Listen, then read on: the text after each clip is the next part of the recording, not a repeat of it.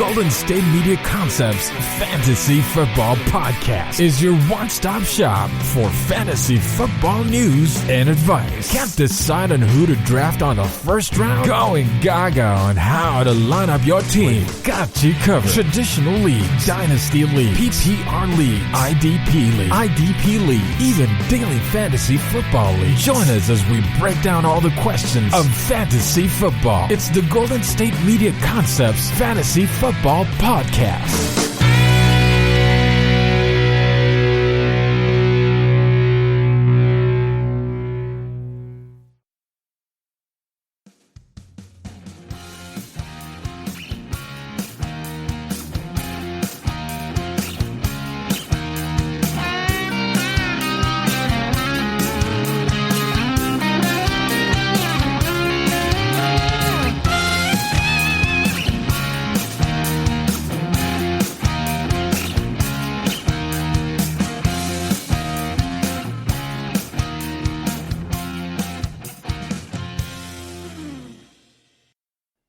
Hello, and thank you again for listening to the GSMC Fantasy Football Podcast, brought to you by the GSMC Podcast Network. I am your host, Ryan Basulto, and we are back with another special, great, fantastic, whatever you want to call it, edition of the GSMC Fantasy Football Podcast.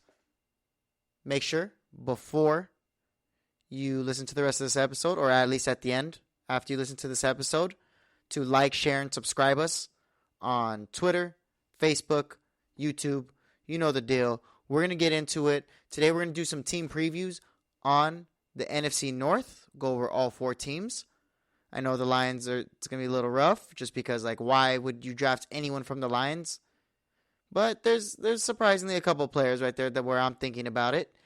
And we're going to also talk about the man, the myth, the legend, Julio Jones. Apparently the Falcons might want to trade him, but we'll get on to that more in depth later in the show. First, we are going to talk about our team previews, our NFC North team previews. The first team we're going to start off with, start with the number one team in the NFC North last year, the Green Bay Packers. The Green Bay Packers scored the most points in 2020 while throwing for the 9th most passing yards. Aaron Rodgers, baby. They were 8th in rushing yards on their way to a 13-3 record. They're projected to win about 10.5 games, but all the uncertainty about Aaron Rodgers' return has forced everyone to not know what's going on, what's happening. Everyone's forced to panic in Green Bay. And if you're an Aaron Rodgers fan, panic for him, because you don't know if he's going to either retire because they don't want to deal him, because apparently the Broncos left that trade on the board. They said they will give up 3 first-rounders, 1 second-rounder, a guard, Bradley Chubb, their defensive end, top 3 pick, Andrew Luck. Because the Packers have also made it abundantly clear that if you are going to trade with us for Aaron Rodgers, you have to at least include a quarterback in there. There's no way you are just going to trade with us and there's not going to be a quarterback involved. And that can only mean one thing. Jordan Love isn't that good. Because why else wouldn't they want Aaron Rodgers to... Why are they trying to get a quarterback? Why'd they re-sign Blake Bortles? I think it's all Jordan Love. And since this is, or at least Jordan Love, is the reason why Aaron Rodgers wants to leave, because they drafted him in the first round, and they're even saying reports as far as to say that he pulls pranks on him and kind of undermines him and just, I guess, gives him a lack of respect, which is typical Aaron Rodgers. That's what everyone does. Favre did it to him. He's going to do it to him, and so on and so forth with the great quarterback, attitude there in Green Bay. But free agents don't want to go there. It's too cold in Green Bay. So if Aaron Rodgers leaves, it's going to be difficult to see this fantasy offense doing the same. Because, Aaron Rodgers, he's the man. Regardless where he plays, he might suffer a negative regression in touchdown passes. His 9.1 touchdown rate was the second highest of all time. We saw Lamar Jackson go from 36 touchdown passes in 2016 to 26 in 2019 to 2020. So 10 touchdowns less, and I think we can expect something similar with Aaron. I see him more as a mid QB1 versus a QB2 finish he had in 2020. Aaron Rodgers is going to be good because if he's on the Packers and he's willing to, if all this is nonsense, because we still haven't heard from Aaron Rodgers himself. He was amazing last year, though, averaging 23.9 yards per game in fantasy football, which was fourth. He had the highest touchdown rate out of anyone. That's why I compared him to Lamar Jackson, who had the highest touchdown rate of anyone in 2019. The Green Bay Packers were 9th in passing yards, like I said, 8th in rushing yards, with 2,118 rushing yards. Top 10 in passing, top 10 in rushing, first in points. What is Aaron Rodgers complaining about?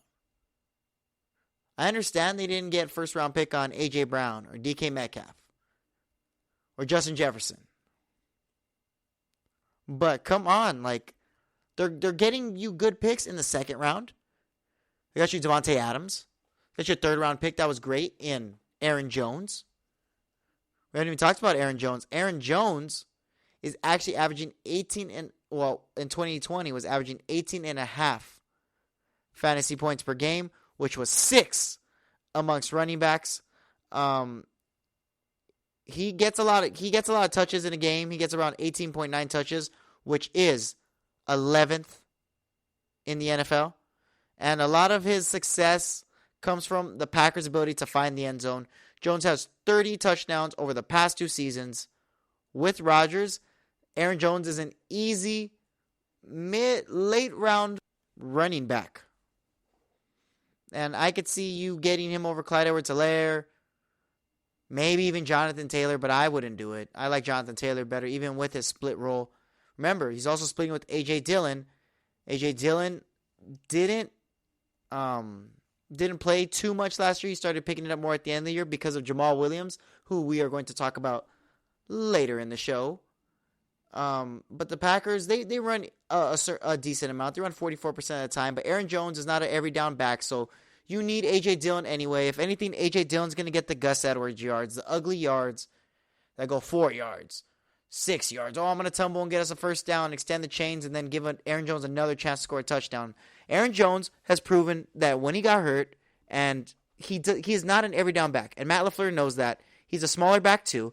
He's more of probably a 2 down back. You put him in first. You probably put him in second and third down. You put A.J. Dillon in the first round. A.J. Dillon's going to vulture some of his touches and probably a touchdown 2 or 3. But I feel like you could still have the same reliance on Aaron Jones as you did last year with Jamal Williams. Now let's go into the best part of the Green Bay offense besides Aaron Rodgers, who likes to throw 56% of the time. So they're more of a pass-heavy team, and we all know why. Because of Davante Adams' historic 2020 fantasy season. He averaged a full 2 points more per game than Michael Thomas's last year historic season in 2019. Davante Adams is the man, averaging 25.6 fantasy points per game, which was first amongst all receivers. Much of that can be credited to his 18 receiving touchdowns, a number that will surely come down no matter who is slinging the ball. With Rodgers, Adams needs to be the first receiver off the board no matter what. But without Rodgers, it's a different story. In that case, you probably get him in the second round. Early second round, you want to pair him up with a Dalvin Cook or something because you don't know about his ability. Aaron Rodgers and Davante Adams, chemistry is crazy. And that's why even when they asked Davante Adams on an interview with Colin Cowherd, he said he didn't even state that. He would say it would be hard to see himself coming back without Aaron Rodgers as the head quarterback. And you kind of know that he's saying that because he also sees Jordan Love in practice. He's like, we're not too impressed by what I see. In 2017, Aaron Rodgers was only able to play 7 games, and Adams was still able to finish the year 8th in points per game with Brett Hundley behind the center. So you know that he's going to be a top 10 receiver, but nothing that's first 5 picks worthy or even first 12 picks worthy if you're in a 12-team draft. He also has Allen Lazard with Rodgers. He's a wide receiver 4 flex play option. Without him, he could just stay on the waiver wire because we know Davante Adams is going to have to just get open all the time. They're going to double him, and then no one's going to be able to spread the field. So then they'll double Davante Adams. They'll try to guard. They'll still guard Allen Lazard, but I feel like he's going to be a wash just because Allen Lazard's a streaky, inconsistent fly guy. He likes to go deep down the field. His targets per game is awful too. He only gets 4.5 targets per game, which is 76 in the NFL. Only averaged 9.8 points per game. Nothing too crazy. But the other weapon that the Green Bay Packers stumbled upon was Robert Tonyan. He was one of my biggest pickups off the waiver wire, and more than 1/3 of his fantasy points came from touchdowns. 11 of his 52 receptions were in the end zone. That will be impossible to replicate even with Aaron Rodgers under center. With Rodgers, I see him as a back-end tight end 1, and without him, I see him as a back-end tight end 2, but he's still baby Kittle, and he still has a lot to prove. Robert Tonyan averaged 11 points per game in fantasy last year, but his touchdown rate was crazy, second in the NFL, 37.4%. Robert Tonyan is someone that will be boosted by Aaron Rodgers. Davante Adams that will be boosted by Aaron Rodgers. They'll all be tight end 1s, receiver 1s, running back 1s. But it all depends on Aaron Rodgers. If not, they all move to the 2nd, 3rd, 4th. Well, Robert Tonyan, you get him later. You get him like 6th, 7th, 8th round. That's still too early. I would get him 10th round. Or like 9th round realistically.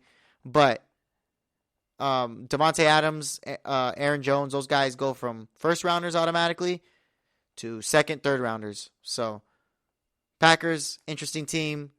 That was the preview for the Packers. Let me know what you think at GSMC Fantasy Football on Twitter. We're going to move on to the Chicago Bears, who like to throw a lot. They throw 63% of the time while running only 37% of the time. And you're like, how is Dave Montgomery the 9th ranked running back then? Averaging 17 points a game. It's crazy. They're only projected 7.5 wins. The Bears scored the 10th fewest points in 2020, actual points, while throwing for the 11th fewest passing yards. They're 25th in rushing yards on their way to an 8-8 record.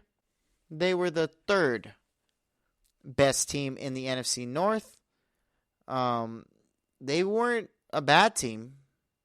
Sorry, not even 3rd. Sorry, 2nd. I knew they weren't. They weren't 3rd. The Vikings were 3rd, and then of course the Lions are last. But we'll talk about them last in the way they're supposed to be. We'll talk about Justin Fields. He's the 11th pick in this year's draft, and he's exactly what Chicago needs. We're not going to talk about Andy Dalton because I've talked a lot about Andy Dalton. We don't need him.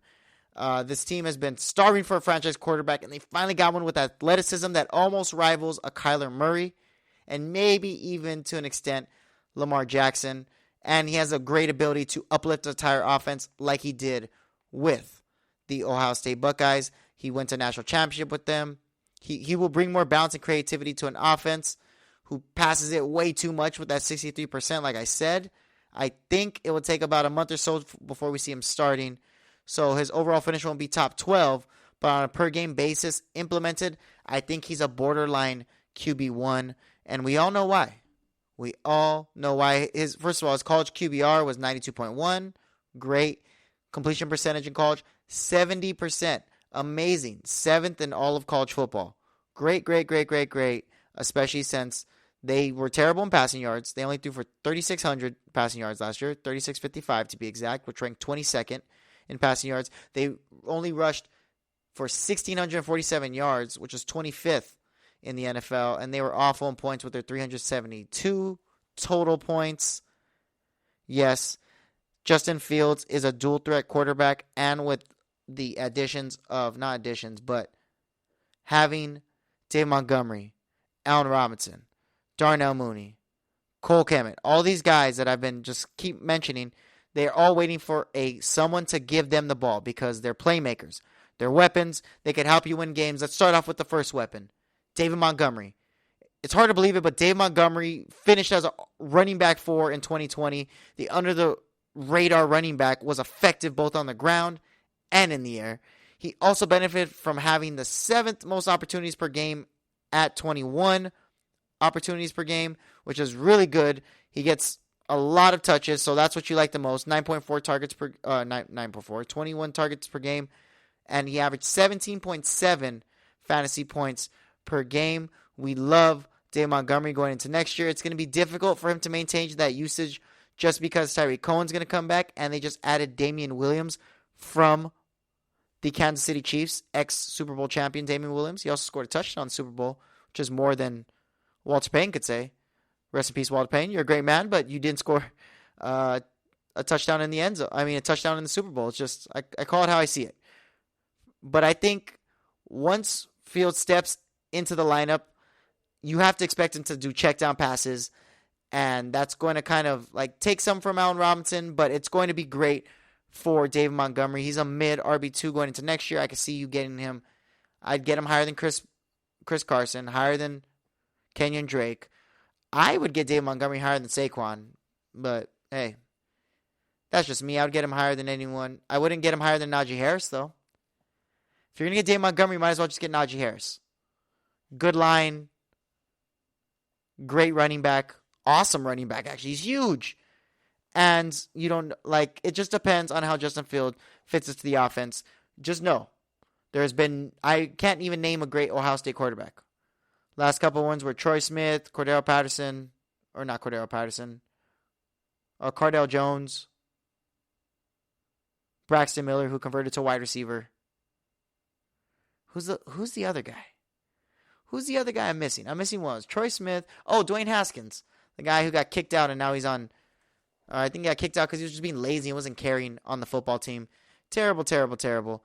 But yes, David Montgomery. I see him doing good, but Justin Fields, we still have to see. Bears still haven't had that elite quarterback. And Allen Robinson's always a victim of bad quarterback play. Oh, this year's not going to be any different. But still, last year, he was a wide receiver 9. And that's still amazing. With no quarterback play, Mr. Trubisky, Nick Foles, whoever they're throwing back there, didn't matter. Allen Robinson still gets it. He was still a top 15 receiver when he was on the Jaguars with no quarterback. You got to love Allen Robinson next year. I will get Allen Robinson second, third round because he's like DeAndre Hopkins. He may have no quarterback, but this guy always finds a way to still score. He averaged 16.4 points per game, almost 10 targets a game, which ranks 7th in the NFL amongst wide receivers, which shows that the Bears offense is kind of like, okay, we're going to go to our number one receiver and our number one running back a lot. That's just the way the offense is going to work. They also have the emergence of Darnell Mooney. He was a good surprise in 2020. He showed great route running and big playability. While he's not likely to be a consistent option for fantasy, you could have him as a nice flex play. And like he could be like a wide receiver 4, wide receiver 5 going into next year. He only averaged 9.5 points per game, but that was his rookie year. He still averaged almost 7 targets per game. And he showed a good amount of promise with Allen Robinson on the other side because Darnell Mooney is a flyer guy, more like a McCole Hardman. So he'll be a big playability guy. So if you just see him going against the Vikings or the Lions who have a terrible secondary, just pick up Darnell Mooney off the waiver wires or even have him just in case Allen Robinson goes down and Justin Fields steps in. And they do have a capable quarterback to give to him. And my dark horse at the tight end position is Cole Kmet. But the problem is, Cole Kmet's more of a dynasty guy because with Jimmy Graham under contract for one more season, it's hard to get excited about it. He only averaged a little under 3 targets per game in 2020. And that should go up because this is going to be his second year in the NFL. He's no more than like a wide tight end to back end part. So you're gonna probably pick up Trey Burton or Jack Doyle or Mo Alley Cox or Cole Kmet off the waiver wire to help you out for a week. But as soon as Jimmy Graham's gone, trust me. Cole Kmet will be the guy there out of Notre Dame. At least he worked good with Mr. Trubisky. So we'll see how he works good with the newer guys, Andy Dalton and Justin Fields. That was 2 teams I just previewed right now. Gave you all the fantasy aspects. Gave you the big fantasy names on each team. When we come back, we're going to continue with the NFC North previews. I'm going to talk about Julio Jones. I still have to talk about the Vikings right now. Vikings have a bad man on their team. When we come back. Are you looking for the very best NFL and college football podcast? Then check out the GSMC Football Podcast. Get the latest football news both on and off the field. From the NFL Draft to trades to the rumor mill to the NFL Combines, they got you covered. That's GSMCpodcast.com/football-podcast. Get updates on college rivalries, game day insights, and much, much more. It's football talk the way you want it. This show eats, sleeps, and breathes football. Don't forget to like them on Facebook and follow them on Twitter. Visit GSMCpodcast.com for more info.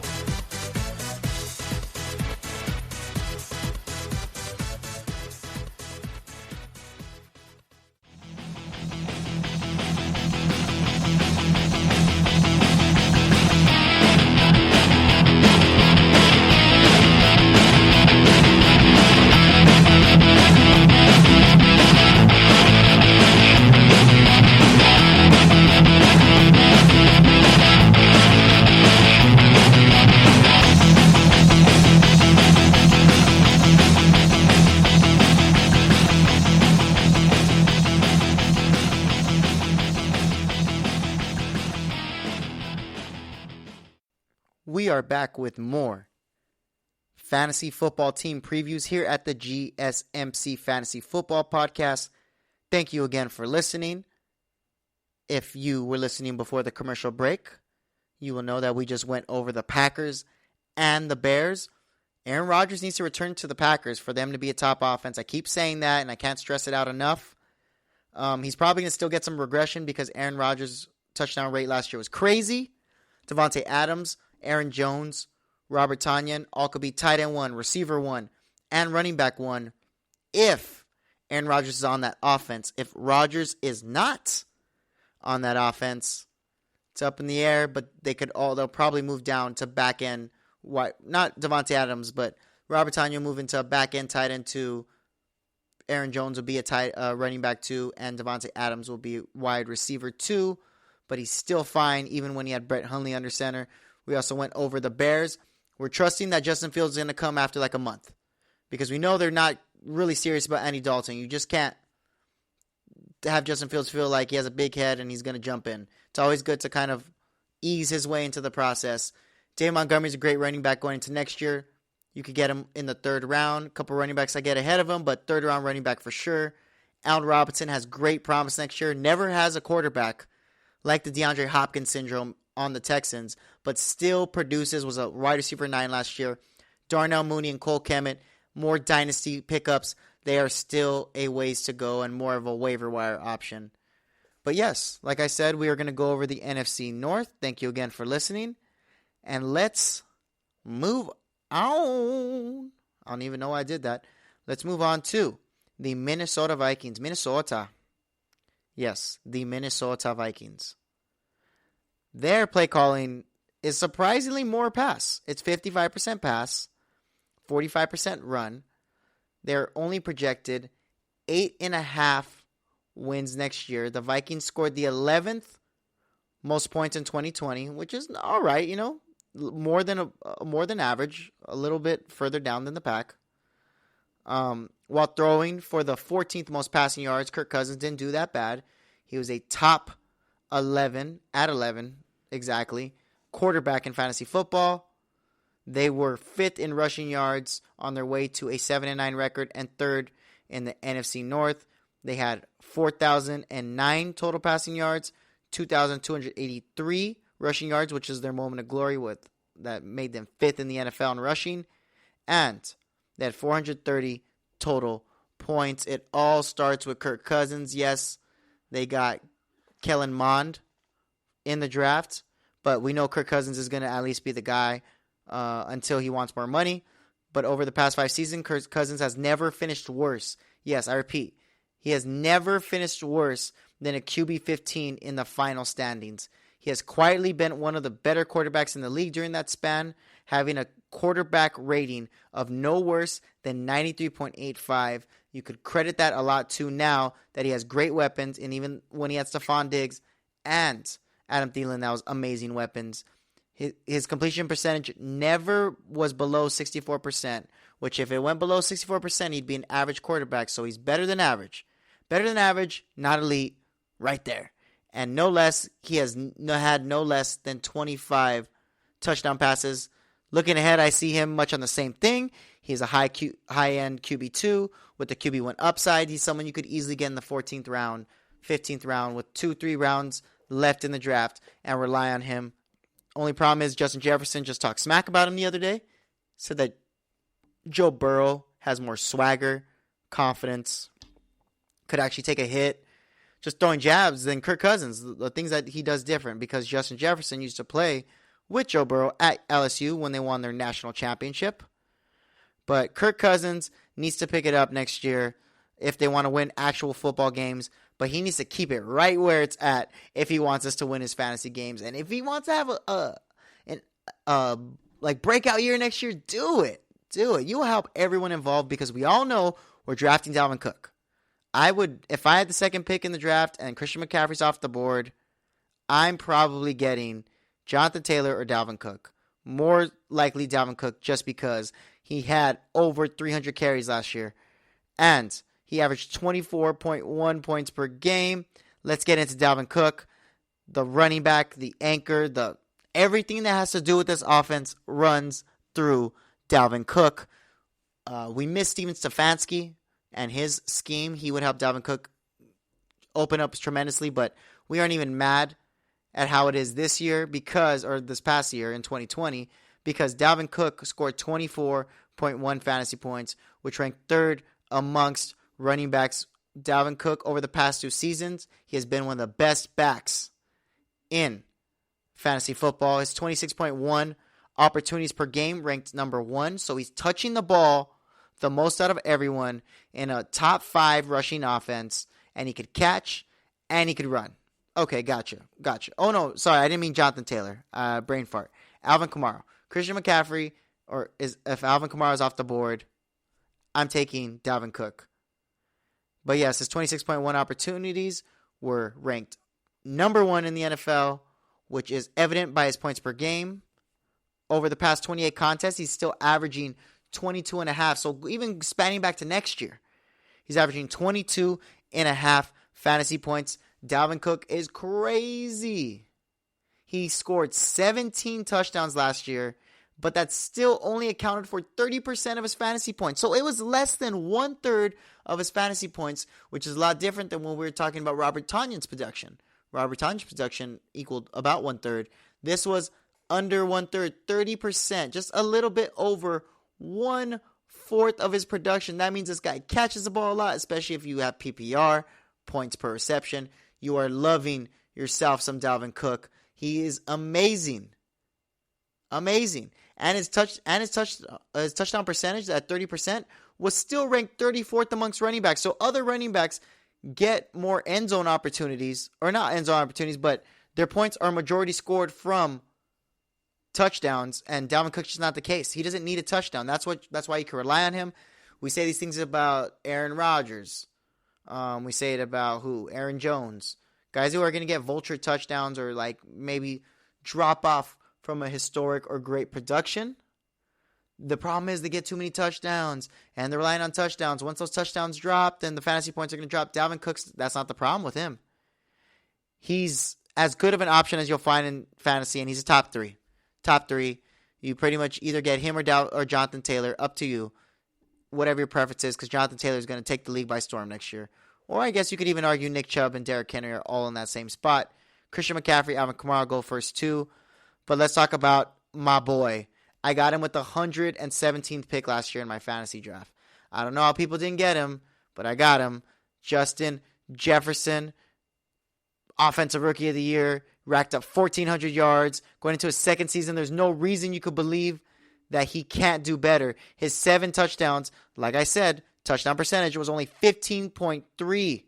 Yes, 15.3%, which ranked 57th among wide receivers. So that means less than 1/5 of his percentage came from touchdowns. His 17.1 fantasy points were 9th in fantasy football. He's amazing. He's a stud. He gets open. He creates separation. He's only 22 years old, and he should be considered a top 10 option in all of fantasy football, regardless if you're talking about receivers or running backs. Doesn't matter. And alongside Justin Jefferson, which makes him that offense so much more deadly, is Adam Thielen. He was the wide receiver 10 last year to Justin Jefferson's wide receiver 9. They finished back and back, neck and neck, right next to each other. His season was largely fueled by his third-ranked 14 touchdown receptions, which was 33% of his touchdowns. He scored twice as many touchdowns as teammate Justin Jefferson on 14 fewer receptions. That's going to come down a lot. He has a lot of competition to reach the end zone in 2021, but he should be viewed as a mid-range wide receiver 2. You probably get him in the 4th, 5th round. Justin Jefferson, top 2-round pick. Adam Thielen, you get him 3rd, 4th round. I wouldn't get him 3rd. Third's too high. I'd rather get CeeDee Lamb or something if I'm going to do that. Same thing. Dak Prescott's going to... I'd rather get Amari Cooper than Adam Thielen. Hands down, any day of the week. I wouldn't even think about getting Amari Cooper over Justin Jefferson. But, see, their only other option now that Kyle Rudolph is gone on the New York Giants is they have Irv Smith. And he's the 4th receiving option on the team because you got to go Dalvin Cook's 1, Justin Jefferson 2, Adam Thielen 3, and then now it's Irv Smith. He was fairly fortunate in the touchdown department. He scored 5 touchdowns on just 30 reception, and he's viewed as like a wide receiver 2. A tight end 2. He's not going to be someone you get. He's someone who's a waiver wire option at best. So, I think that the Minnesota Vikings have everything and what it takes to be a high-powered fantasy offense. They could definitely be one of the top fantasy offenses because last year they were the 4th-ranked fantasy offense. They're awesome. Vikings know how to give it to their main guys. They have Dalvin Cook. They have Justin Jefferson, who are 2 guys you could even get in the first 2 rounds. And Kirk Cousins you could get on some value pick late in the draft. We love him. As much as I love the Vikings, I love that offense. I love Dalvin Cook. We're going to have to get into the Detroit Lions. Yes, I'm going into every team. I don't want to do it. I'm just going to go into the players because I don't think that it matters really much about the Detroit Lions offense because we're going to kind of stay away from them. I'm going to just give you the players, the main guys that you would get in the fantasy, and then you decide. It's like if I'm a financial advisor and I have stock or crypto advice for you, and I'm like, you know what, I'm giving you the sauce, but you decide on what you ultimately want to do with your money, with your fantasy picks. Jared Goff's coming off a decent 2020 season where he posted just over 4,000 total yards and 24 touchdowns, and he finished 19th in points and 24th in points per game.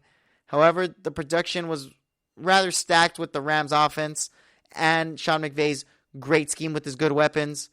Even with the supporting cast, Goff struggled. Inconsistency, he was terrible. Now he's on the Lions offense that is more of a run-first option team. And instead of having the 3 weapons of Cooper Kupp, Robert Woods, Josh Reynolds, who accumulated for 133 catches, 1,429 yards, and 10 touchdowns, he doesn't have it anymore. And now he's only going to be there. And I have his weapons right now. His best weapon, C.J. Hawkinson. But if you got to look at his running backs, or his receivers, he has Breshad Perriman at wide receiver 1. Amon-Ra St. Brown, who hasn't taken a snap in the NFL, wide receiver 2. Tyrell Williams, who was hurt most of last year, wide receiver 3. Danny Amendola's still there, but he's got jumped by Quintez Cephas on the depth chart just because he's getting a little old. He's already 35. But Amon-Ra St. Brown's the only other guy you could probably rely on, but we haven't seen anything or any professional production from him since he hasn't stepped on the field, so we'll see how that goes. That's someone that's just up to you. It's likely that Jared Goff's probably going to finish as a quarterback 2, quarterback 3, simply due just to him playing majority of games. There's going to be no competition for him. He's going to have a free reign to do whatever, and they're probably going to be in take mode defensive-wise. So that just means he's going to be on the field more and more often. I would just let him fall to the waiver wire, but if you really want him and believe in Jared Goff, I call him Jared Goof, you would get him in the 15th, 16th round. You better not get him over Kirk Cousins. That's all I'm saying. The only other guy you can rely on that offense, well, one of two, is DeAndre Swift. He has top 10 upside going into next year. He had 189.8 total fantasy points, which is 18th among running backs. Swift is coming off an underrated 2020 season where he got 878 yards on the ground. No, I mean total 878 yards and 10 touchdowns on just 116 touches. And he still finished top 18th in running backs points. He doesn't have the same supporting cast as Stafford, Galladay, Marvin Jones Jr., and Amendola. But with Dan Campbell and Anthony Lynn there, and since they added Penei Sewell, I feel like they're focusing more because Penei Sewell is more of a rushing, like kind of a mobile, athletic tackle. That's why he's on Oregon. Oregon's a rushing offense. They like to run a fast-paced offense. You need a tight end that can get up and down the field real fast. That's what Anthony Lynn, Deuce Staley, who is a former lineman, and Dan Campbell like to run. I feel like there's also going to be an addition of Jamal Williams, so it's going to be a reduced role for Swift a tiny bit, but he still should be fine. Williams should probably take the Adrian Peterson role, which was 168 touches by Adrian Peterson, but Swift is going to see an expanded workload, okay? He should be fine. You should get him in the second to third round. I would probably get him more in the third round just because you don't like the offense, but if you have a Christian McCaffrey, Dalvin Cook, Ezekiel Elliott in the first 2 or 3 picks, and you have to wait till a later pick and say all your wide receivers that you like are gone, DeAndre Swift's a perfect pairing to go with them, especially in PPR. He's going to get increased workload and an increased production from one of the best per-touch producers in fantasy football. DeAndre Swift was an animal when he played in the SEC at Georgia, and he's an animal in college. In the NFL as well. I would get him in the first 3 rounds, definitely not a first round. I don't know if you're a Lions fan, get him in the first. But I would get him in the 3rd round, most likely, or 4th round is the latest because no one's going to let him fall that far. Jared Goff, like I said, 15th round. And then the only other guy I would really draft, Amon-Ra St. Brown. I've already talked about him. He in another episode. He should be someone you would get like 12th, 13th pick. Just take a flyer on him, but don't get him way too high. Get him low. And the best person on the fantasy offense last year, besides DeAndre Swift, is T.J. Hockenson, who came off a great year. He was a top 5 tight end, and he finished with 67 catches, 723 yards, and 6 touchdowns. He was crazy consistent, and he was one of the most consistent tight ends, but he was second pretty much consistent-wise next to Travis Kelce. Darren Waller, you would see more of an influx, more volatile jumping down because he didn't score too many touchdowns. So Darren Waller, you see him score 7 one game. Then he'll score 20. Then he'll score 11. TJ Hockenson, you were seeing that 11 to 15 range a lot since the Lions are embracing a full-on rebuild mode with their offense, moving on from their top 3 wide receivers. Galladay's gone, like I said, Jones and everyone else. That's going to leave 360 open targets that's left on the field, which makes up 64% of the team's total targets in 2020. You could compare TJ Hockenson and Jared Goff to a Darren Waller and Derek Carr. Darren Waller, who's seen 24.4% of the team's targets and has been a tight end to over the past 2 years. TJ Hockenson is definitely ready to be a top 5 tight end. And Goff is someone who likes to throw to tight ends more likely. Over the past 2 years, only 4 players, Wentz, Derek Carr, Patrick Mahomes, and Lamar Jackson, have produced more targets to tight ends than Goff. That means Goff is the 5th at throwing to tight ends. He loved it when he had Tyler Higbee. He loved it when he had Gerald Everett. Now he's going to love it with some TJ Hockenson. I wouldn't say get TJ Hockenson over Kittle or Waller. I'd get him over Kittle just because Kittle gets hurt, but I wouldn't advise you Kittle or Travis Kelce, but I recommend keep an eye on him, probably between the Noah Fant, Mark Andrews type of look. I would get him before Mark Andrews. Yeah, if you want tight end 1 upside, I would like TJ Hockenson, and he could be a steal on draft day. I'm telling you, with no weapons, TJ Hawkinson's the number 1 guy. So, TJ Hockenson, Jamal Williams is definitely going to be a good backup, but if you're getting DeAndre Swift, get Jamal Williams as RB2. He's only 26-year-old, so he's still good, still fresh, still ready. He had a decent production with the Green Bay Packers last year with over 800 all-purpose yards. Jamal Williams is another guy you would get. If you got DeAndre Swift, you get Jamal Williams later on in the draft. I'd get him like 11th, 12th round. But yes, when we come back, we'll talk about all that good fantasy football stuff and more. Tired of searching the vast jungle of podcasts? Now listen close and hear this out. There's a podcast network that covers just about everything that you've been searching. The Golden State Media Concepts Podcast Network is here. Nothing less than a podcast bliss with endless hours of podcast coverage. From news, sports, music, fashion, cooking, entertainment, fantasy, football, and so much more. So stop lurking around and go straight out to the Golden State Media Concepts Podcast Network.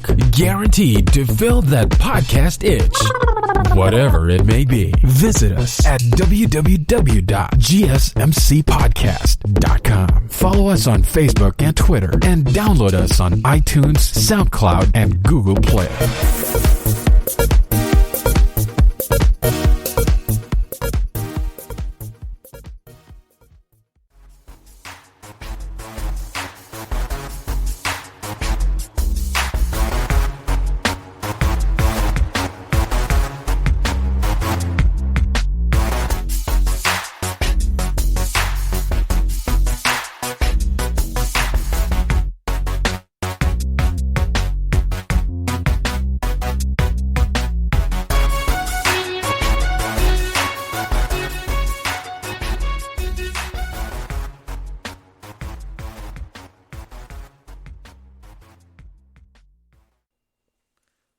Thank you again for listening, and we are back here at the GSMC Fantasy Football Podcast, brought to you by the GSMC Network. We went over the 4 teams in the NFC North in my fantasy football team preview. Talked about the Packers. The Packers need Aaron Rodgers. The Bears, hopefully they have Justin Fields after 1 month. And the Lions, we just brushed over because I wouldn't suggest drafting anyone on the Lions. Maybe Amon-Ra St. Brown, like 12th round or later. But T.J. Hawkinson is your best bet too, because Jared Goff loves to throw to his tight ends. So, and all that, and if Alvin Kamara is off the board and Christian McCaffrey's off the board, the next pick is Dalvin Cook. Plain and simple.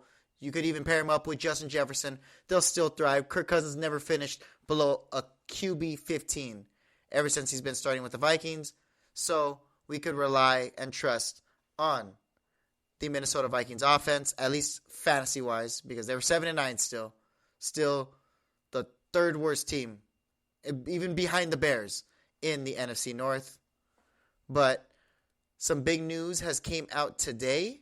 Apparently, the Falcons would like to trade Julio Jones. It's not a done deal or a guarantee, but they would want to do it because it would help them with their salary cap restraints. Sorry, I'm just combining words over here. They have to restructure the contracts of Matt Ryan, Jake Matthews, Deion Jones, and Tyler Davison, the former number 6 overall pick. So they have to restructure all the contracts of these people, and they just drafted one of the best tight ends, like I guess physically, attribute-wise, one of the best tight ends in recent draft history. He could be as dominant as Julio Jones at the tight end position. Tight end position is always a little different because it's never big guys going up against you, and we know that Kyle Pitts has the longest wingspan in NFL draft history, beating DK Metcalf. You know that they're not going to put one of the best, like, it wouldn't be one of the top corners in the league going on top of Kyle Pitts because they'd have to worry about Calvin Ridley. And Calvin Ridley still warrants his respect, a top 5 fantasy receiver. Only had 1 single-digit fantasy performance. But they're going to trust Kyle Pitts. They're going to roll with him. And then I think that they know what they have in him, and they saw what Julio Jones did this year. Julio Jones this year only had 771 yards, which ranked 39th in the NFL. He had 3 touchdowns, which ranked 56th in the NFL. And he averaged a drop per game, which ranked 7th in the NFL. His production is going down, and he's also getting hurt more. This was the first time he didn't play single-digit games in a season since 2013, where he only played 5 games. Played 9 games this year. Only had 51 targets for 51 catches on 68 targets for 771 yards and 3 touchdowns. He only had a long of 44 yards, which is different than the normal Julio Jones we're expecting from. We're all expecting that 2015 Julio Jones fantasy year. Actually, I had him on my fantasy team too as well. I traded for him, where he scored 245 fantasy points. He started all 16 games, 136 receptions on 203, a ridiculous, absurd 203 targets, 1,871 yards, 8 touchdowns, 70-yard touchdown long, because this guy was just breaking tackles left and right. He hasn't had a 70-yard touchdown since 2016. So his big playability seems like it's gone, or they're just double stacking him every single chance that they have. Julio Jones has put on iconic performances. If you kind of go over like his best games, he played against the Bengals, week 4 in 2018. He had 9 catches for 173 yards. This is one of his worst games. No, this is not his worst games, but this is like, I'm saying his best games, and this is not even the best game he's had. He's even that same year, week 7, he had 9 catches, 174 yards on the Chargers. Oh, and then let's not forget when he went against the Dallas Cowboys and made a mockery of them on week 8 in 2015. Old Julio, exactly, the one that had that 1,800 yards, primetime Julio. You got to say he's one of the top 3, top 5 receivers of all time. 12 catches, 164 yards, and 2 touchdowns on the Dallas Cowboys. And you're like, oh, he can't do that again. Yeah, well, he had 9 catches, 161 yards, and 2 touchdowns on the Bucs. Well, he can't do that again. Well, he had 9 catches, 178 yards, and 1 touchdown on the Panthers in 2015. Well, he can't do that again. He had 11 catches, 182 yards, and 1 touchdown on the St. Louis Rams, week 2 in 2013. And this guy just doesn't stop. I mean, if you really got to talk about his best games, those were just warm-ups right there. His best game had to be against the Packers in 2014, week 14. He had 11 catches, 259 yards. Yes, 259 yards and 1 touchdown. If you're playing in a PPR league, that's 42 fantasy points. That's enough to just help you win the game. And if you're playing in week 14, well, he just won you a playoff game. And that's all you could ask for and more. And you're like, oh, well, there's no way he could do that again. It's not like Julio Jones is that great. Wrong. He almost had a better game because he had 2 touchdowns against the Bucs in 2017 more recently, week 12. 12 catches, 253 yards, 2 touchdowns. I don't know what more I have to say about Julio that makes him great besides that's not even the highest yardage game he's had, because in 2016, week 4, the final and best game Julio's ever had, 12 catches, 300 yards. That's already 42 fantasy points right there. Add the touchdown that he caught. That's 48 fantasy points. That's pretty much 50, and that's enough to match 2 or 3 players. So Julio Jones has definitely put on for everybody on the Falcons. He's been doing it for the Falcons for years, even before they were good. This year was one of their down years. They were 18th in total yards per game. You can't really trust them, but they were 5th in passing yards per game, and that's why Julio and Calvin Ridley were such big threats. You could credit that mainly to Calvin Ridley because he played 15 of the 16 games. But Matt Ryan, like I said, 6 straight years of leading the league in completions. That is something that has been a staple and has always helped Julio Jones' case. Julio Jones has put on phenomenal years. Even last year, you can't even say it was a bad year. He played 15 games, was 1 catch away from 100 catches, 1,394 yards, 6 touchdowns. You can't complain about that. 175 fantasy points. I get it. It's not the 200 fantasy points he did the year before that, but he's not going to get 100 over 100 catches and 1,500 yards anymore, folks. But you never know that. And you know why? Because apparently Julio Jones, I guess, rings people's ears, because the Ravens, the Niners, who else wants him? The Patriots, the Colts, and the Chargers all want him. So we should break down what his fantasy value would be on each team. Let's start off with the Baltimore Ravens. The Baltimore Ravens, it's safe to say that Julio Jones would give Lamar Jackson the offensive weapon that he pretty much needs, because he needs someone to make big plays. Marquise Brown's supposed to be that guy, but yet he only had 784 yards last year.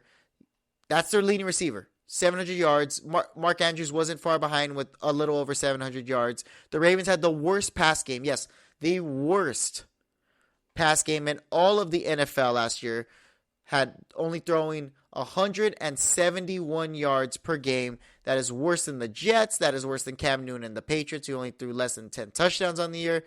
Lamar Jackson. But the good thing about Lamar Jackson is you never hear him in the headlines.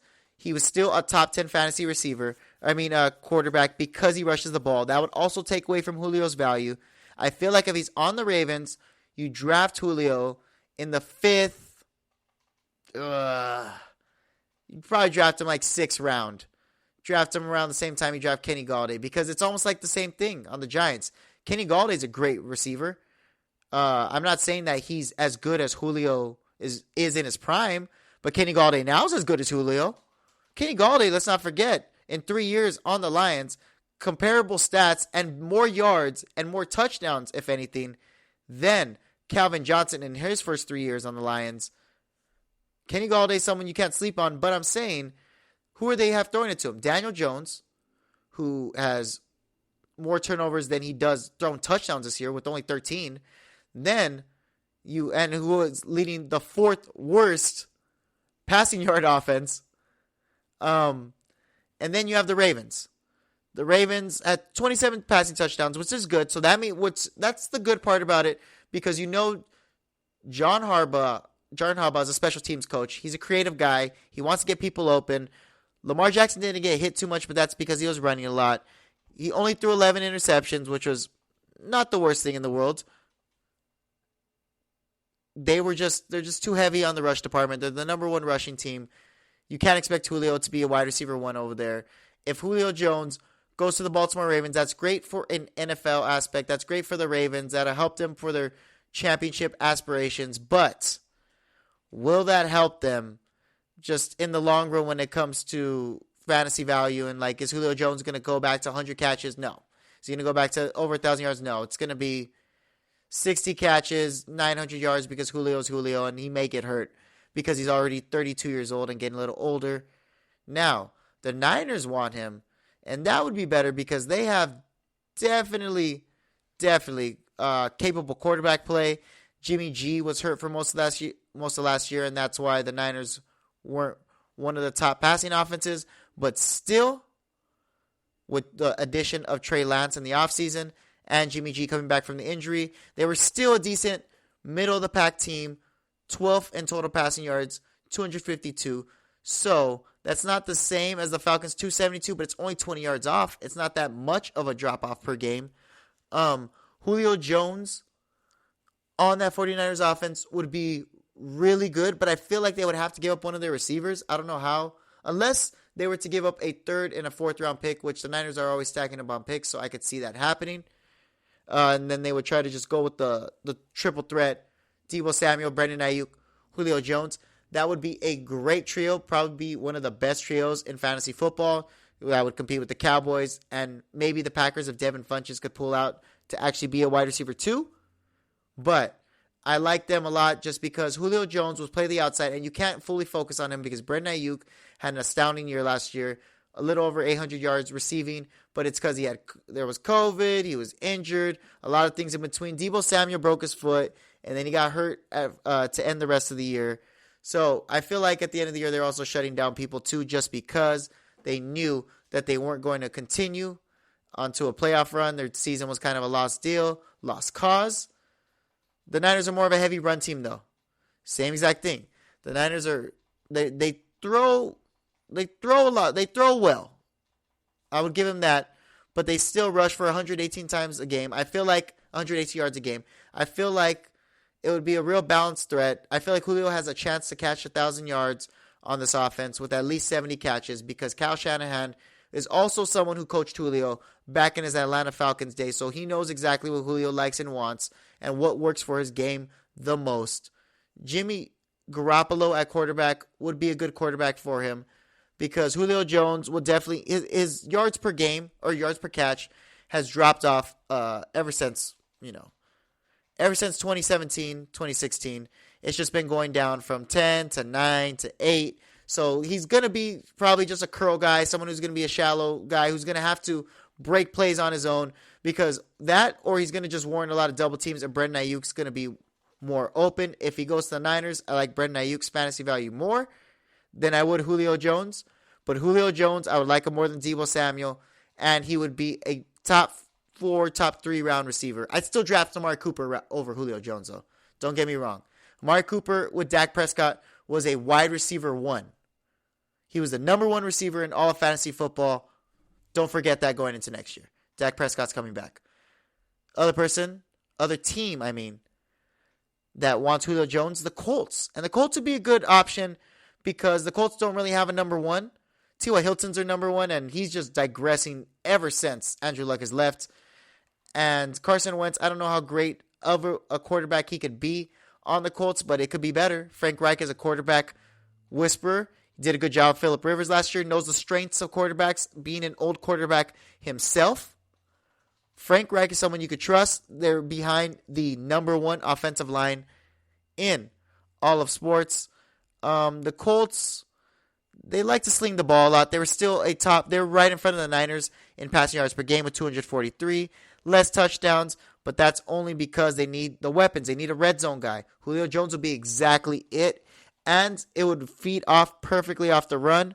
They like to run the ball, if not more than the Niners, and they have a better running game than the Niners. So I think that running game, and also not even that, but the running backs the Colts have are Marlon Mack's coming back.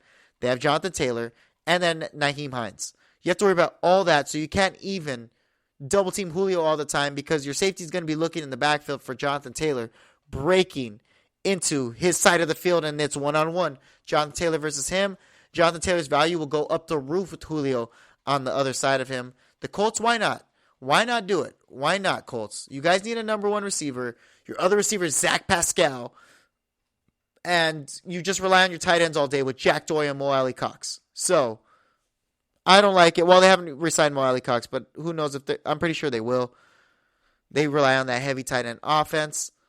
Carson Wentz, I don't know how great he would be, but he would definitely help Julio Jones be a 1,000-yard receiver. He's a better thrower than a Lamar Jackson or Daniel Jones, as I was referring to Kenny Galladay, the Kenny Galladay situation with Daniel Jones, because it's just you need to make sure the quarterback can throw to them. Carson Wentz could throw. I think his confidence is just shot, so he makes dumb decisions to lose games.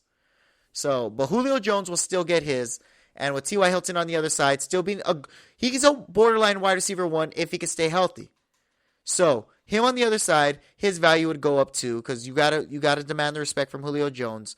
32 years old, but still one of the tallest, one of the fastest guys out there. You can't trust him one-on-one with any safety corner. He's too fast for a safety, too big for a corner. He's 6'3", 220, size of a basketball player out there. And the speed of an Olympic athlete. Gotta love Julio Jones. This whole segment's just gassing up Julio Jones and saying the greatness of him. But just be careful on what team he's going to go to. And the last team he'd go to is the Chargers, where he probably has the best fantasy value. Imagine him alongside with Keenan Allen, Mike Williams, Austin Eckler, Jared Cook at the tight end, Justin Herbert, who put on one of the best quarterback rookie performances in NFL history out there. He's a top 10 fantasy quarterback. Will be a top 10 fantasy quarterback again if Julio Jones is there. The Chargers are actually getting a lot better. They're making smarter moves. They got Rashawn Slater, so they beefed up their line. Their line got a lot better in the draft, and they added Asante Samuel Jr., which is one of the steals in the draft on defense. The Chargers could be a problem if they add Julio Jones. Julio Jones, his age isn't really an issue, but I mean, his drop from 2013 to 2018, his yards average from 2013 to 2018 compared to 2019 to 2020, his yards average per game dropped from 104 to 92 to 85 yards per game. He's just getting more hurt because he's such a freak athlete. He's huge. He's tall. People are going to, you notice corners and everyone. They attack him at the legs. He's a big guy. He shouldn't be getting hit below the knees all the time. He is. It's going to lead to a lot of ankle injuries. And the ankle injuries that he's always been dealing with is just re-aggravating. And your body just starts to heal slower as you get older. That's the only problem for Julio Jones. But he's great no matter what team he's on besides the Ravens. If he's on the Ravens, I kind of stay away from him because someone's going to draft him too early. Because I would only get him in like the 8th round at that rate because there's a lot of better value receivers. I'd rather get Cortland Sutton on the Broncos than I'd rather get Lamar Jackson trying to throw to Julio Jones and overthrowing him, and then Marquise Brown crying because he wants yards all the time. It won't work out that way. So every other team, Julio Jones is a top five round pick. Let me know what you think at GSMC Fantasy Football. When we come back, I'm going to go over a new segment that I like to call the Fantasy Don'ts. I went over all the things you should do in fantasy football, all the great championship advice, all the leagues that you could be in, all the best type of leagues you could be in, PPR, 12-man, 8-man, doesn't matter. But now I'm going to go over what you shouldn't do in fantasy football. And I pretty much say it all the time with the quarterback, but I'm going to reiterate that again and more when we come back. Are you looking to get your college football fix? Looking to get the latest news on your favorite school's team? The GSMC College Football Podcast is your ticket to all things college football. Join us as we talk college football from the national championship, the college rivalries, the bowl game, to the Heisman Trophy. To which conference is the best? We've got you covered for the Big Ten, SEC, Big 12, the Pac-12, ACC, and everything in between. Download the GSMC College Football Podcast on iTunes, Stitcher, SoundCloud, Google Play, or anywhere you find podcasts. Just type GSMC in the search bar.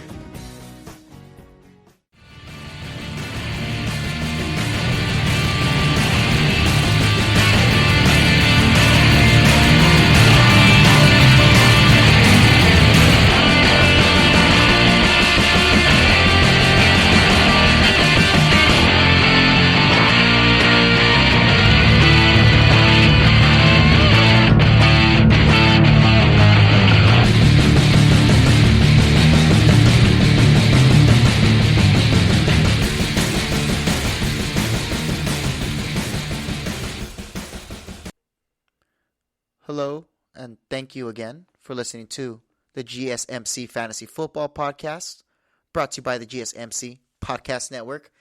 I am still your host, Ryan Basulto. We went over the NFC North, and we did the fantasy football preview. I also went over the greatness of Julio Jones. Julio Jones had multiple games of over 290 yards. And then he had a touchdown in one and 2 touchdowns in the other. Then he had a 300-yard game with a touchdown, which is absolutely absurd. Scored 48 fantasy points. Definitely saved someone in that fantasy game. Let me know what you think at GSMC Fantasy Football. Do you think Julio should go to the Chargers? Where do you think his fantasy value lies? Maybe the Ravens? Maybe a team I didn't even mention because nobody likes the Ravens or the Niners. Because I don't think he'll fit too well with the Ravens. Niners I can see more. Chargers seems like the best fit, though. Chargers seems like the best fit. I don't know what other team you would want him on. But thank you for sticking around at the end of the episode.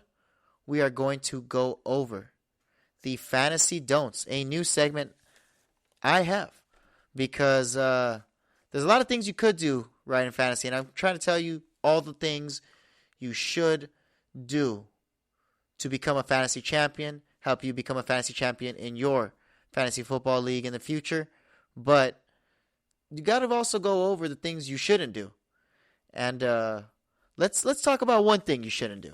Because this is going to be a segment I'll just bring up every once in a while when I have some knowledge to tell you guys because this is stuff that people need to hear.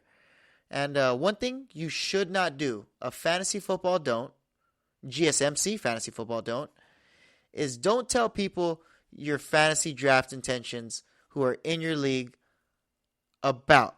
Like, basically, just don't tell them about a player you like or stuff you like unless you're prepared for them to completely ransack you and take them.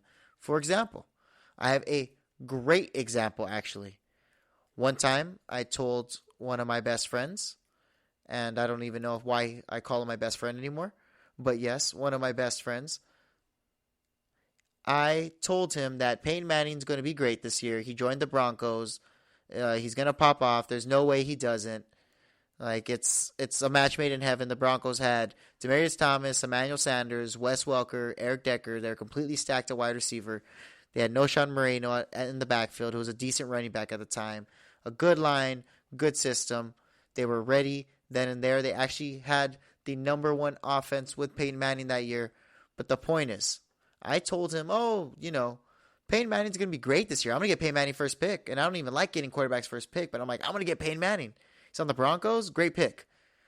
What does this guy do? He ends up getting the second pick in the drafts. Drafts Peyton Manning.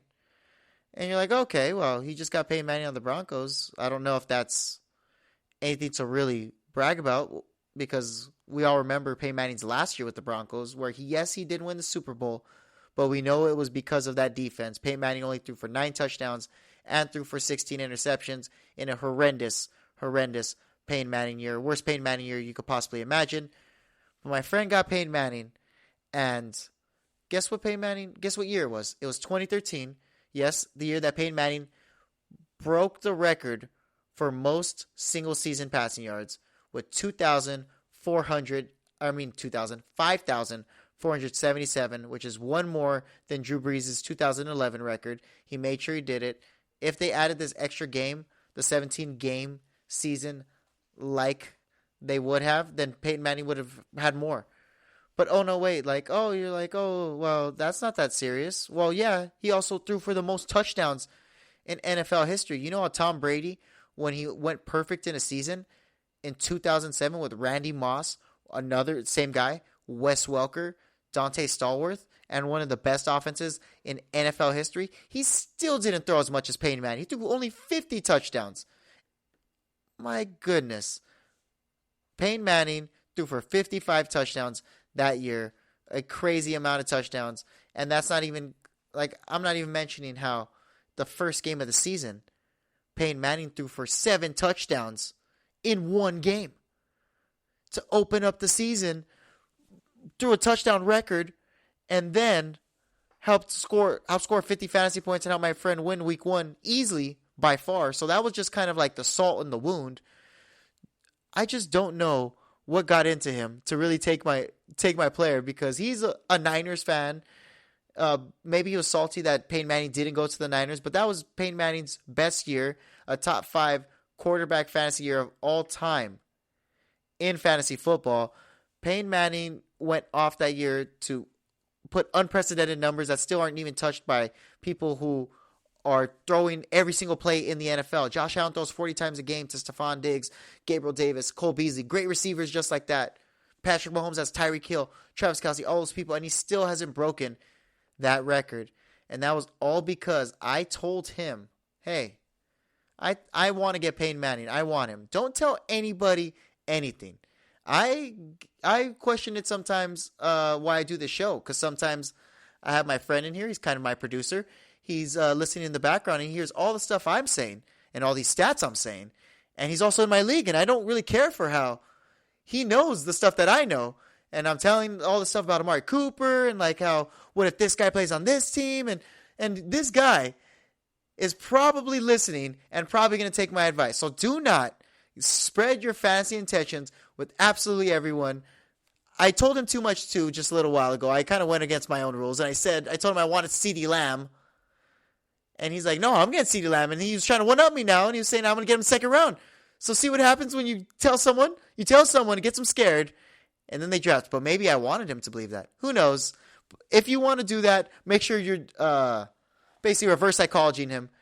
and you're telling him something, just be like, hey, I want this guy. But like, just, in the back of your mind, you don't really want him. You want someone else. That's another good sneaky tactic. That's a fantasy do. But a fantasy don't tell him your fantasy intentions, or you will end up like me. Oh, and I forgot to say the cherry on top of the cupcake on that one. I lost in the fantasy championship to him. And of course, Peyton Manning beat me. So there you go. That was the ultimate. You lost. I got your player. Don't ever give me advice ever again. And I don't. And that's why he finished in last place in my league.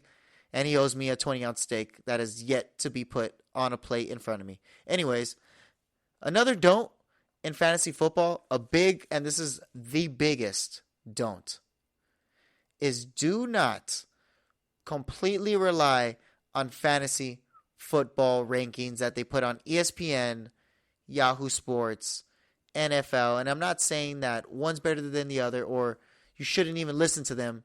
Like, why are you listening to ESPN? ESPN does this, and I don't like them because they're ESPN. No, I'm just saying that it's a bunch of analysts together. They all have to come up with some type of like agreement that, okay, we'll put this guy here, we'll put this guy here. And then based off their rankings and them just talking within each other, they're kind of like, oh, well, so they're agreeing with each other. Yeah, what you said is kind of makes sense. And I know there's people who disagree with them, like Field Yates probably disagrees with Matt Berry or Carabell, all these other Mike Clay, all these other fantasy football guys. I know they disagree at some aspects, but it all evens out at the end, and you shouldn't completely rely on it. What they do is they give you knowledge. They find up all the stats that they can, like I do. They get all the important stats, everything that they think is really, really vital to this week or could help out throughout the season, and they throw them at you. They throw them at you as much as they can, and you're supposed to know from what you learned in fantasy football, what people have told you about fantasy football, what you read about fantasy football, all the research you've done. It's a bunch of stuff. Everything. It's like when someone tells you invest in a stock and then you don't read up on it. You're like, oh, I just invest in it. You invest in it. You're not reading up on it. You're not doing anything about it. So you're just scared in there. You're just thrown in the water. You're just reading the ranking. You're like, okay, I'm going to, last year, for example, 2020, quarterback ranking, first quarterback that was ranked, guess who number one was? Lamar Jackson. Guess where Lamar Jackson ended up? Quarterback 10. He ended up as the 10th best quarterback. Justin Herbert wasn't even ranked. He wasn't even ranked in the top 30 yet. He finished as a top 10 quarterback, ranked at 9. Threw for more yards, more touchdowns. Here we go, another one. They have Patrick Mahomes finishing as the second best quarterback. He actually did finish as the second best quarterback, and that's why you should always listen to Patrick Mahomes. But Dak Prescott finishing as the third best quarterback. He was on pace to be the third best quarterback, and I'm sure they gassed you up a lot by looking at that. You're like, oh, he's the third best. Like, we got to get him off the board, blah, blah, blah. And I know you shouldn't always rely off injuries, but he got hurt, so he's not the third best quarterback. He cost you your season, and that was it. Instead of just getting a value pick, and you're like, you know what? They have Josh Allen ranked at 8th. Josh Allen ranked at 8th behind Matt Ryan. Deshaun Watson, now granted, Deshaun Watson was a top 10 quarterback and led the league in passing yards. Russell Wilson fell off, barely a top 10 quarterback. He finished at 6, which is according to the rankings, which is good. So see, the rankings are good. They give you good analysis. They're the best of the best. They do all the research. They do all the numbers. They have books and all these records of all these things and stats built up on these quarterbacks, and they have all the interviews, they have all the tape, the videos, so they get to see more stuff than we, and more research than we normally do, the average person who plays fantasy football. So they usually get it right sometimes, but if you follow it all the time, it's not going to work out. Josh Allen was ranked 8th. He ends up being the number 1 fantasy quarterback, averaging 24 fantasy points a game. If you even remember, last year a lot of people were hesitant on Josh Allen. Even Carabell, ESPN fantasy analyst, has Josh Allen finishing 11th on the season at the beginning of the season. They had Carson Wentz finishing 10th. They had Daniel Jones finishing. This is how blasphemous this list is.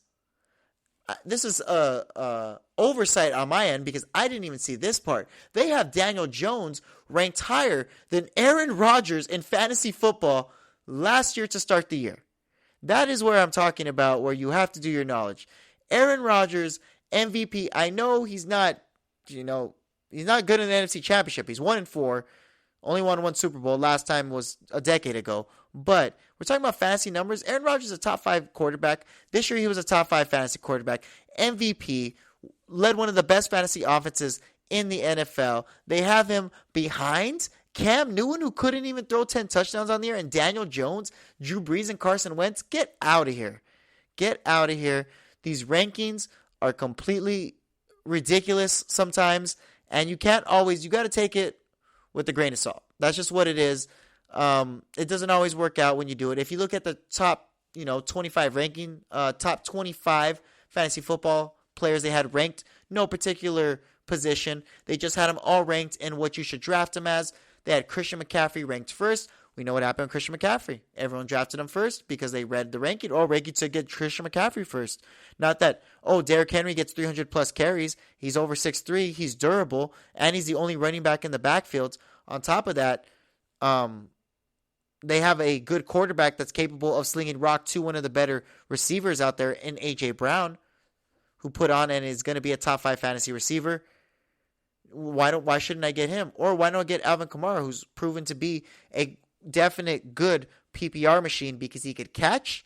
He's at least over 80 catches in every single year that he's played. Also, he has over 800 yards and 800 receiving yards rushing. That is a dual threat. Why don't I get him? No.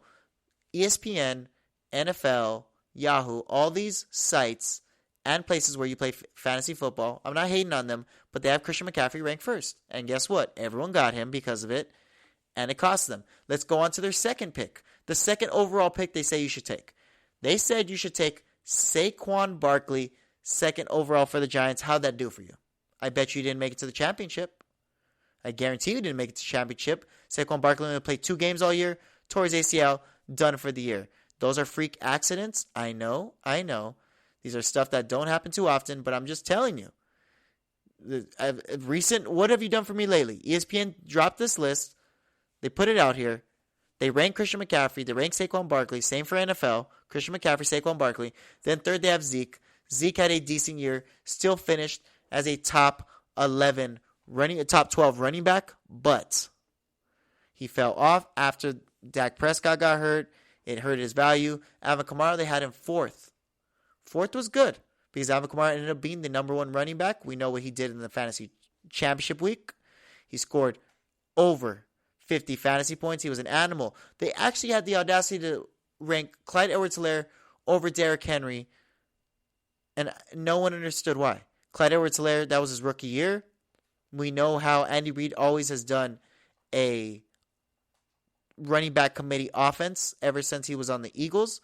Darren Sproles, his starting running back. That's what Andy Reid likes to do. He would do Damian Williams, Darrell Williams. Didn't matter if it was Kareem Hunt. They would stuff Darrell Williams and another running back come in for even a couple of carries. So to have him over Derrick Henry, who is by far the number 1 running back, and then he ended up rushing for 2,000 yards on the season, being a top 3 fantasy running back, is blasphemy. Dalvin Cook, another guy, over 300 rushes, no one to compete in the backfield, never got hurt. You were banking on him getting hurt. Guess what? He didn't. Balled out for the rest of the year. Did way better than your Saquon, Christian McCaffrey, Zeke, Clyde Edwards-Helaire. Even did better than Dalvin Cook this year. Than Derrick Henry. If you look at fantasy points, not yards-wise. Dalvin Cook also, like I said, had a 30% touchdown dependency. That's not high compared to all the fantasy points he had. That ranked 7th amongst running backs. He didn't have to rely on touchdowns with his high scoring. He was a catcher. He's a runner. He does absolutely everything. He is the motor to that offense, the Minnesota Vikings offense. And then let's go into the nitty-gritty. No, let's not draft Tyreek Hill, Nick Chubb, Devontae Adams. Let's tell you that you should draft Michael Thomas at the 8th pick and Joe Mixon at the 9th pick. How did that do for you? Michael Thomas gave you 14-2 games and then was MIA the rest of the season because of injuries, being a drama queen. I'm not having any of Michael Thomas. And then Joe Mixon, just plagued by injuries once again. He did drop 40 in a game, but Joe Mixon, no line. I don't like that. They don't have no line. He's gotten hurt 2 years. 2 out of the last 3 years to be exact. And you keep waiting for him to be that RB1, and he's not. No reason to. They have him actually in front of Austin Eckler, and Austin Eckler ended up getting hurt. Josh Jacobs, another guy who wasn't a bust, but he wasn't Devontae Adams or even Tyreek Hill or even Travis Kelce. So it just shows you they had Travis Kelce ranked 17th behind Julio Jones. Yeah, right. Devontae Adams ranked at 13th. They had Devontae Adams actually ranked behind Josh Jacobs, Joe Mixon, and Aaron Jones. That's not how that worked. Devontae Adams ended up going for 18 touchdowns. First wide receiver. He's going to be the first wide receiver taken off the board next year too.